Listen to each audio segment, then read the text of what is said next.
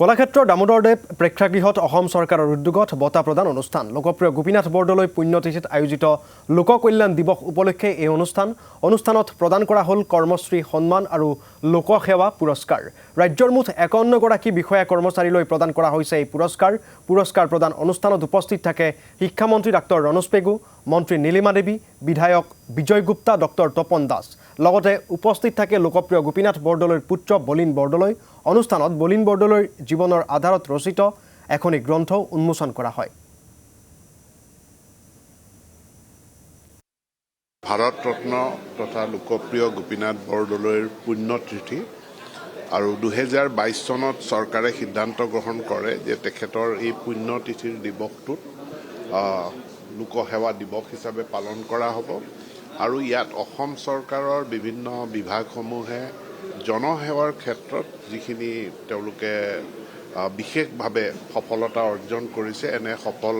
বিষয়াসকলৰ টিমক আৰু তেনে বহু কৰ্মচাৰীক আজিৰ দিনটোত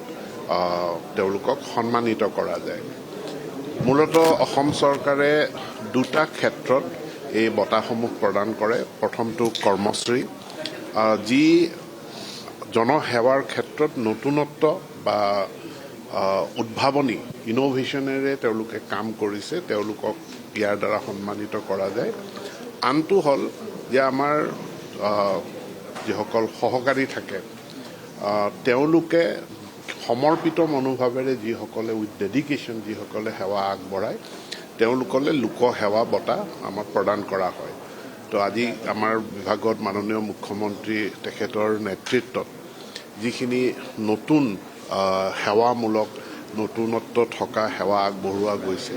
যে আয়ুষ্মান আঁচনি ৰূপায়ণ কৰা মিছন বসুন্ধৰা